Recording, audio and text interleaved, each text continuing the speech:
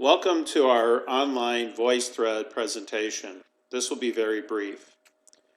You can watch this as many times as you like. You may even want to go on YouTube and watch how to use VoiceThread, but I hope this will be enough for you. So VoiceThread is like Zoom meetings online. I'll show you in a moment where to find this in Canvas, but I want you to know a little bit about VoiceThread. It's an opportunity to record either your voice as well as your video, or even text messages. Once you get on the program, it'll make more sense to you.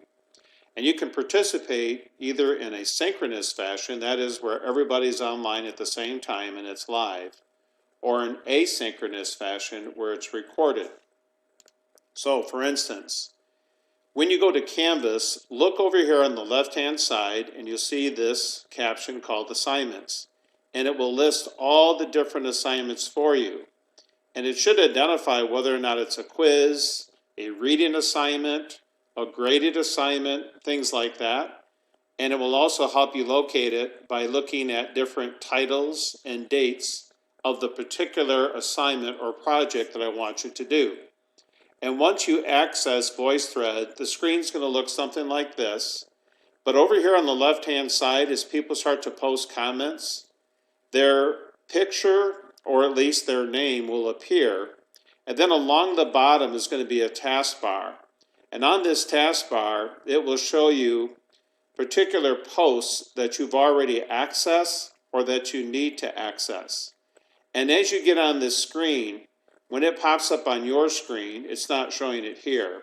You're going to see this semicircle right here on the bottom, and it's going to have some icons for you.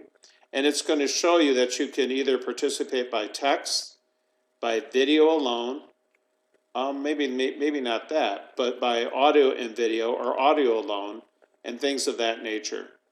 If you don't like what you post, you can redo it. And then again, once you post it, it'll appear here on the left. And as people want to respond to you in particular, they simply click on your name or your picture, and it will give them the opportunity to do that. If and when we use VoiceThread, I hope you'll enjoy it. Thank you.